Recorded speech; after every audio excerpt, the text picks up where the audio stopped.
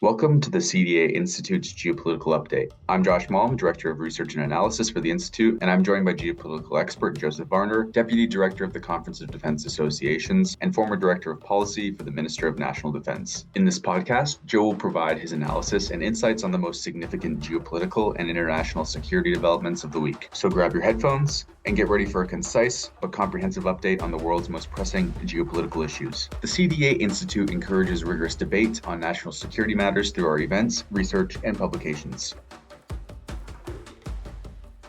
Joe, great to be with you again for the Geopolitical Update. Can you provide our listeners with a brief overview of what's been happening on the global stage this week? What are the key highlights and trends that we should be aware of before we get into more specifics? Three stories this week that are of particular interest are the Stockholm International Peace Research Institute, or SIPRI's annual survey of world armaments, and particularly with regard to nuclear weapons, Pyongyang and Moscow's defense pact, and Chinese and Russian nuclear submarine adventures. First, on a more sinister note, the respected Stockholm International Peace Research Institute, or SIPRI, launched its annual survey of world armaments.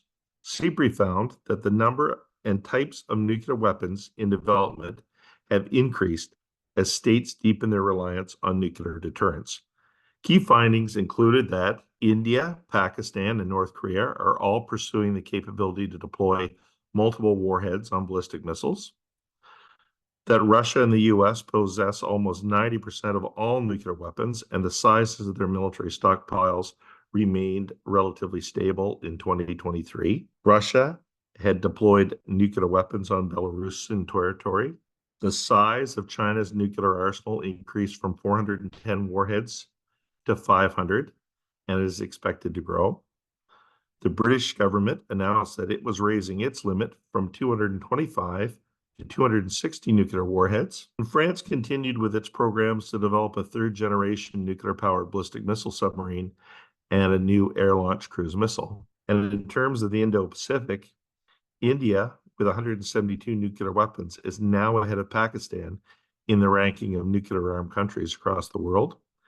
And Pakistan has recorded no increase in the number of its nuclear warheads, which now stands at 170. North Korea has now assembled around 50 warheads and possesses enough fissile material to reach a total of up to 90 warheads in the near future.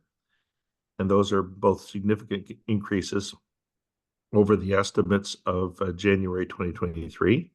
And last but not least, Israel, which does not publicly acknowledge possessing nuclear weapons, is believed to be modernizing its nuclear arsenal as well, and appears to be upgrading its plutonium production reactor site at Dimona.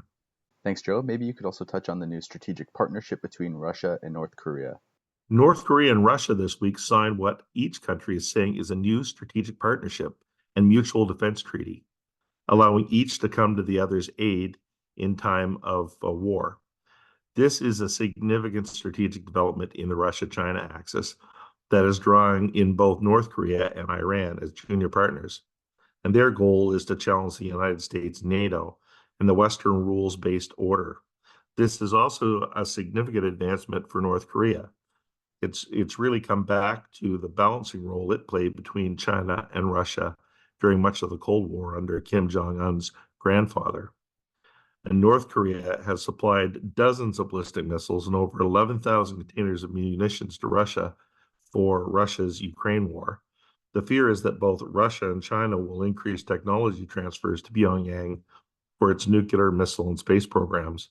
And it's worth noting that in the last 2 weeks, we've seen North Korean soldiers twice cross the frontier into or try to move into South Korea in what looks like a move to normalize their presence in and around the DMZ. And North Korea is taking a number of steps over the last year that might lead one to believe that it's preparing for war with the South, including the dismantling of all symbols associated with reunification. Whether this alliance will translate into more than just material assistance for Russia in its war with Ukraine is yet to be seen. Of course, the worst case scenario is we start to see North Korean troops on the Ukrainian front lines. Thanks for that insight, Joe. Why don't we turn to China and discuss the latest developments with some of their new capabilities that you mentioned? It's been a week of naval gazing as we saw a Chinese Type 094 Jin-class nuclear-powered ballistic missile submarine surface some 200 kilometers off Taiwan. The Jin-class missile submarine, key to China's strategic nuclear deterrent, typically would sail into Chinese port submerged and out of its home base largely submerged. But in this case, it seems a submarine sailed back to the mainland on the surface, escorted to port by a Chinese warship, which suggests something may have happened to the submarine while submerged, such as a technical fault or a navigation issue, and necessitated its return to port. It could also have been a show of force, but the Chinese Jin-class submarine is capable of carrying up to 12 JL-3 9,000-kilometer range submarine-launched ballistic missiles. And it's important to note that late last year, there were unconfirmed reports that a Chinese Type 093 Yasen-class attack submarine was lost with all hands. And like I said, that remains unconfirmed, but it's something to watch in terms of Chinese naval developments. And as well, the much talked about Russian naval tour to Cuba has captured social media interest after the Yasen-class nuclear-powered cruise missile submarine, the Kazan, turned up in Havana Harbor, missing some of its outer hull stealth panels that hide the ship's noise and signature to the outside world. And there are social media accounts of Russian Navy divers seen surveying the damage prior to its return to Russian port, presumably for repairs. It is common for Russian submarines and submarines in general to lose some of these panels due to the rugged undersea environment and extreme pressures put on the submarine's hull. But Moscow's deployment of a rescue tug with a flight also raised suspicions about the maintenance standards in the Russian Navy and the poor history of damage control at sea. So again, something to watch in terms of Russian naval developments. Joe, these were the three biggest developments in your view of this week, but before we wrap up, are there any other pressing geopolitical developments you think should be on people's radar this week and into next? In stories to watch this week, Canada and the NATO Summit, the risk-laden future of Vladimir Putin, and coming trouble between Israel and Hezbollah. Keep an eye on Canada and the upcoming NATO Summit in Washington, D.C., July 9th to 11th, and the deliverables announced before the summit and perhaps after. The NATO Secretary General's trip to Ottawa this week was not to pass the time of day, and his meeting with the Prime Minister was likely very pointed to where Canada is as a founding member of the alliance and its failure to come up with a meaningful plan to get to 2% of GDP in defense spending. Not only, as reported earlier, is Vladimir Putin wearing a bulletproof vest at outings now, but his presidential transport aircraft comes with fighter escort in the Russian Republic's airspace as he continues his purge of the national security community, firing 4 deputy defense ministers this week and replacing one with his favorite cousin's daughter. And lastly, Hezbollah and Israel are increasing their violent exchanges.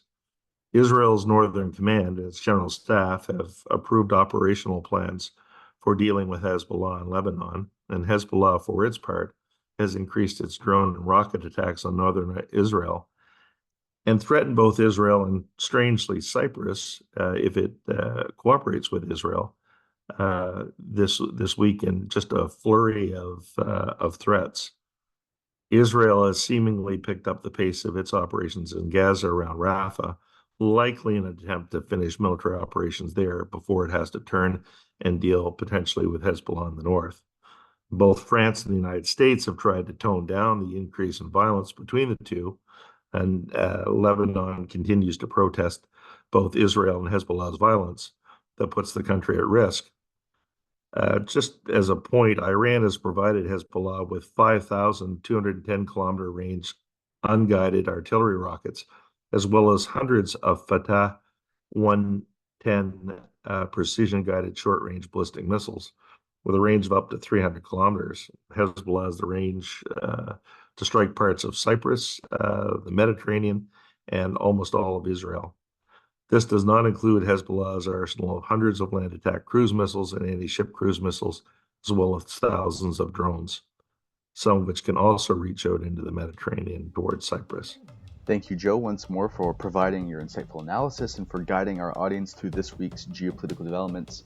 To our listeners, thank you for tuning in, and be sure to join us next week as we reconvene with Joe to delve into another week of global affairs.